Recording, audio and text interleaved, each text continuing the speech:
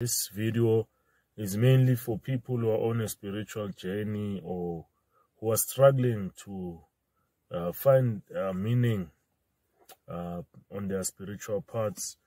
So, idlozi, good people, it's someone who passed on and they come back spiritually to do what? To complete a task. That task is either to heal people or to complete a task of doing something, a ritual that has to be done for them. That person comes spiritually. That's why when someone, a Sangoma, goes to Ugyotwasa for initiation,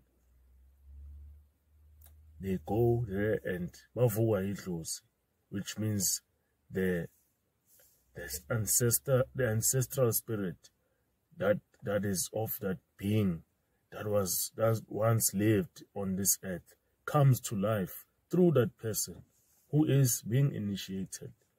And then that's when you have that spirit of idlozi. So good people, I want you to understand this thing, because people are confused. On the other side we have what we call isithunywa. Isithunywa mainly relates to ingelosi. Isithunywa, good people, relates to a spirit that goes along with Christianity, a spirit that goes along with prayer, with church, mainly Apostle, Zion, whether it's even ZCC. That is Tunya, is that angel that works through the church spirit. So, for example, say my grandmother was in Zion church, for example, and then maybe she passed on, and she comes back to me through Zion church, then she is automatically isithunywa sami, which means now she is being sent by God. Good people, let's break down the name isithunywa. Isithunywa means the one who's being sent.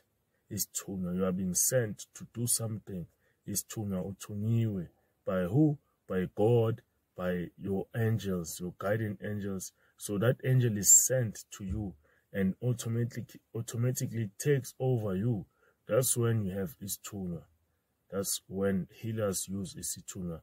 The idlozi is an ancestral spirit of someone who once lived, a particular person who once lived, and they come back to life through a person.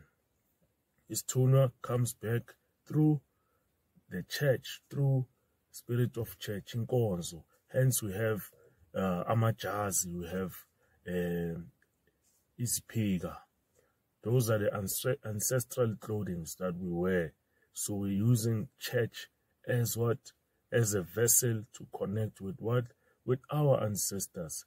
Whereas idlozi, you connect directly to that ancestor to say, okay, this ancestral spirit has awoken, has been awoken, and is currently activated and living through that person who might be a Sangoma, Inyanga, for example.